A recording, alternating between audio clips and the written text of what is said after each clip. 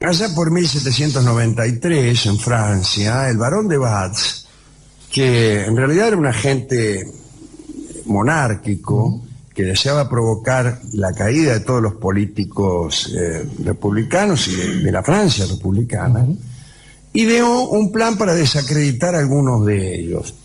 Y consiguió a dos tipos bastante pajarones, que eran François Chabot, un monje del que hablamos hace algunos días, y un amiguete de François, que era un político bastante destacado, llamado Fabre de Glantine.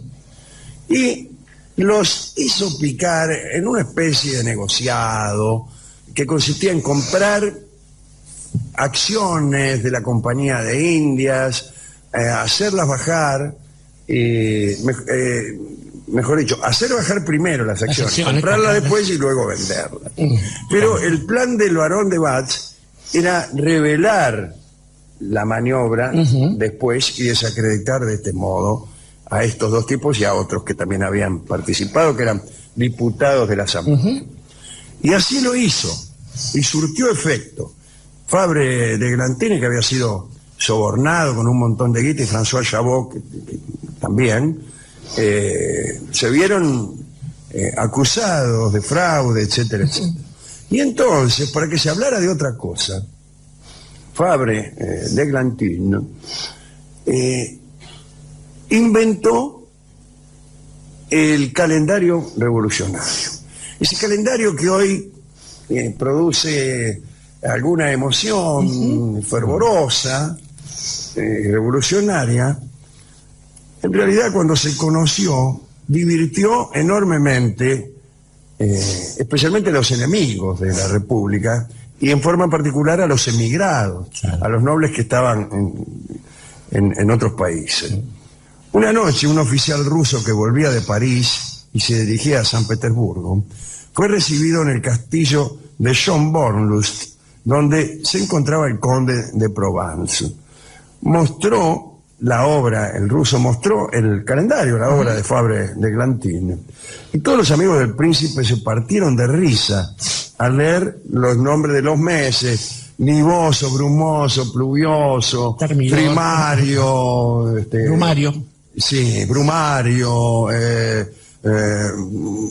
mesidor, fructidor, termidor, bueno, todo eso, ¿no? Y el delirio fue cuando leyeron los nombres que Fabre había elegido para reemplazar, no al nombre de los meses, sino a los santos y a las santas del calendario gregoriano. Enamorado de la naturaleza, de Glantine, que era poeta además, se había complacido escribiendo para cada día el nombre de un animal doméstico, o de un fruto, o de un instrumento de arar. Así, a los nombres Jean, Pierre, Paul, Nicolás, Adrien, lo reemplazó por nombres tales como el chancho, el burro, la naranja, el tomate. Bueno, ¿hoy qué día es? Hoy es el día del chancho. Muy entusiasmada, Madame Balbi, que estaba allí, hemos hablado de ella, pero no en este episodio, estaba, como he dicho, en el castillo de Schönbornlust. Deseó quedarse con el calendario que había traído el ruso. Ay, dice, yo me lo quiero quedar. Pero el joven ruso se excusó diciendo que debía llevárselo a la propia emperatriz Catalina. Entonces Madame Balbi se dirigió al conde de Provenza y le dijo: ¿sabéis lo que me causaría gran placer? ¿Qué? Dijo el conde, que estaba como pava de lata. Que me copiarais el calendario. Dice, pero nuestro invitado se va mañana y creo que en una noche tenéis tiempo de darme esa prueba de amor, dijo Madame Balbi. Y así el conde se pasó toda la noche copiando de su propia mano el calendario republicano. Ahora, muy bien, además de este calendario, o mejor dicho, este calendario formaba parte de una campaña que había empezado Fabre contra la religión católica, que consistía en descristianizarlo todo y reemplazarlo por una especie de culto de la razón. Consiguieron, por ejemplo, que Notre Dame de París fuera desbautizada y llamada oficialmente el Templo de la Razón. E inauguraron este culto y este templo el 20 del Brumario, o sea, el 10 de noviembre de 1793. Se había construido dentro de la nave un pequeño templo de arquitectura sencilla y majestuosa, según decían. En su fachada, en la del templito chiquito, el templete, se leía a la filosofía. En la entrada, para reemplazar a los santos, esos viejos ídolos los llamaban, ¿no? Se habían dispuesto bustos de Rousseau, de Voltaire, de Helvétius y de otros filósofos. El altar estaba elevado sobre una montaña que recordaba la de Jerusalén, y sobre una roca brillaba la antorcha de la verdad. Bueno, empezó el bailongo, entró un cortejo a las 10 de la mañana, entre dos hileras de muchachas vestidas de blanco, con la cabeza ceñida por una corona de roble. La diosa Razón sonreía a la multitud, una chica. Y para este papel, Fabre había elegido a una de sus amantes, Mademoiselle Méliard, que era cantante en la ópera. Bueno, era una extraña elección, ¿no? Porque la joven y muy hermosa muchacha llevaba la vida más excéntrica e irracional que se pudiera imaginar. Compartía su corazón entre varios amantes, etc. Decía, cito a Mademoiselle Méliard: mi sueño ha sido siempre el ser colmada. ¿Cómo me gusta esa frase? Lindo. Por aquí, Mademoiselle. Su agitada vida estuvo repleta de extrañas aventuras. Citaré una para dar idea de lo singular que era esta chica. Le gustaba pasearse con trajes masculinos. Un día, vestida así en pleno bosque de Boulogne, vio que un oficial insultaba a una paseante. Y la joven, me refiero a Mademoiselle Méliard, que estaba vestida de hombre, enseguida le encajó un rebencazo al tipo. El hombre enfurecido reclamó una reparación por las armas y al día siguiente tuvieron un duelo a pistola. Y la cantante hirió a su adversario y se desabrochó e hizo salir sus desnudos senos. Y le dijo al tipo: ved quién os ha derrotado, soy una mujer. Muero contento, dijo el tipo, claro. Avergonzado, sin embargo, el oficial subió a su carroza y se marchó inmediatamente a esconderse por ahí. Bueno, es esta señorita a la que Fabre había elegido para personificar a la divinidad que la República proponía para Francia. Hizo su entrada en Notre Dame, gravemente sentada sobre un trono que llevaban 4 hombres disfrazados de druidas. Disfraz de druida es difícil. Iba vestida con una túnica blanca, llevaba un gorro frigio y un palo sí, como el del escudo, claro, de ébano en la mano. Palo frigio también.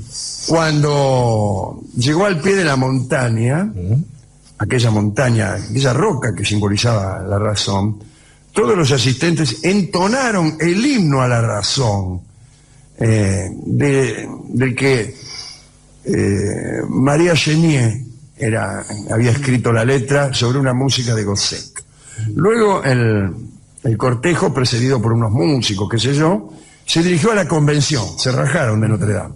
Al llegar, Mademoiselle Méliard bajó de su trono portátil, se colocó al lado del presidente, el presidente la besó, y todo el mundo volvió a Notre Dame. La cantante se instaló en el altar para ser adorada por el pueblo. El culto a la razón empezó de manera extraña. En la nave los devotos se inclinaban entre Mademoiselle Méliard gritando «¡Viva la libertad, viva la patria!». Pero en los rincones oscuros se desarrollaban escenas menos edificantes. Se habían escondido las fachadas de los confesionarios. Claro. Se escondían a curtir en los confesionarios. Eso los es tipos. Está en lugar de santidad, está bien. Esto lo dice Sébastien Mercier, que es el autor de un libro divertido que se llama París bajo la Revolución, ¿no?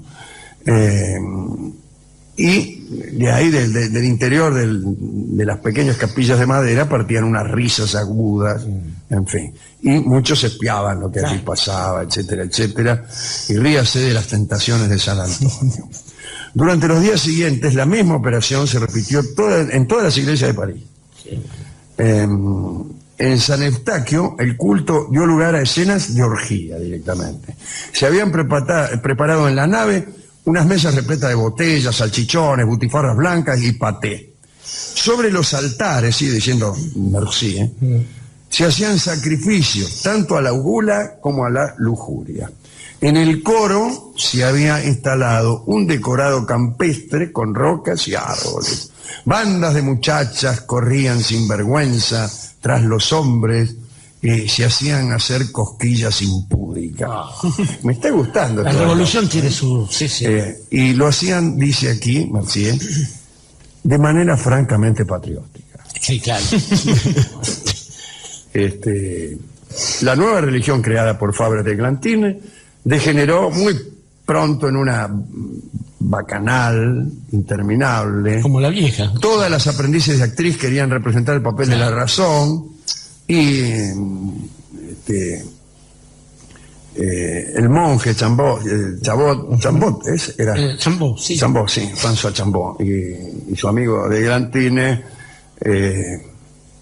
les tomaban exámenes a las actrices para ver si estaban capacitadas para representar el papel, ¿no?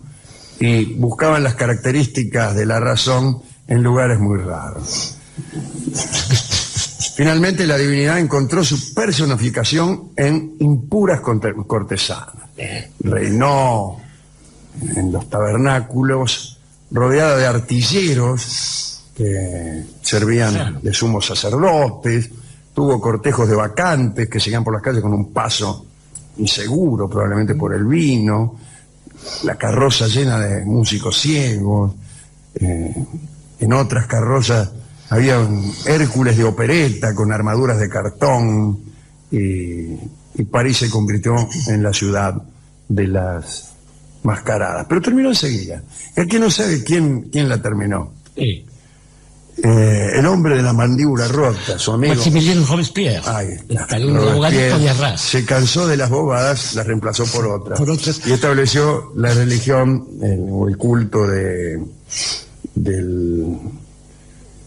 Ser Supremo y además ordenó el arresto de todos los protegidos del barón de Batz, Robespierre, considerados como agentes del extranjero. Así que todo lo que había hecho Fabre de Glantine, que era un protegido del barón de Batz, el que había hecho el curro de la Compañía de Indias, todo lo que había hecho para que la gente se olvidara de eso, a saber, la religión de la razón, etcétera, se vino abajo porque se pasaron. Claro, Dios castiga sin palo y sin revén, que le gritaba a Robespierre cuando la pasaba. razón castiga sin palo. Claro.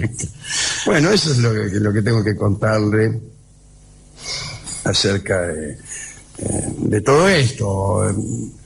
Tanto Chabot como de Glantine, como ese mismo día Danton, contados fueron ejecutados en abril de 1594, el mismo día.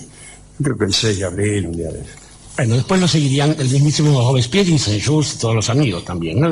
Sí, bueno, no quedó más nadie tarde o en más cabeza. temprano les tocó a todos. Pero aquel día de abril, creo que 6 o 5, hubo gran mortandad en la que hoy es una pacífica Place de la Concorde. Como su nombre lo indica. Estaba pensando, Alejandro, está muy bien que lo haya nombrado a nuestro abogado Maximilien Robespierre, que alguna vez además había tenido que hacer el discurso de homenaje a su majestad cuando llegaron a Arras, a la pequeña ciudad, sin saber en qué se convertiría él mismo, claro, y la suerte que correría el ciudadano Capeto. Pero estaba pensando también que Fabre de Glantine, con esta idea de distraer a la gente por el curro que se habían mandado, en realidad fue un poco más allá. Fíjese, cuando uno piensa en entremeses, no Barto que pensaría en algo de comer, pero entremeses digo, porque si un mes se llama brumario, noviembre, pongamos por caso, bueno, uno espera que haya brumas. Si el mes se llama termidor, tiene que hacer calor, sí o sí. Y ahora, ¿qué pasa con esto de los hemisferios? Porque a mí me indigna cuando dicen abril es el mes más cruel. Claro, claro. ¿Qué abril? Es octubre, loco, ¿qué te pasa, por ejemplo, no? Era crasamente francés. Naturalista. Colocaba el universo solamente en Francia. Claro. Que es la idea que tienen los europeos en general y así les va. Así es. Pero después también pensaba que esta historia del Le va muy bien. Le va Debe 4 siglos de estado de bienestar y de público. Esta cuestión del secretismo a veces nos atraviesa. Por ejemplo, recordar en Estambul, ese templo brilloso que hay ahí, es Santa Sofía. ¿Qué otra cosa es Santa Sofía sino el culto de la razón? Disfrazado de disfrazado de catolicismo, que poca razón tiene. Y estaba pensando en la chica esta, Mademoiselle Méliès, que por supuesto tendría las costumbres que debe tener toda muchacha de su profesión, y por qué no dedicárselo este segmento también a Goya, que nos contó que el sueño de la razón engendra monstruos como los tipos que le rondaban alrededor. Y lo único que me crea un poco de confusión, Alejandro, es qué pasaría ayer en los momentos en que no se fornicaba en los confesionarios con los nuevos sacerdotes, porque al tratarse del ejercicio, del culto de la razón, es realmente difícil pensar que el diálogo tenga otra consecuencia que no sea la de la duda.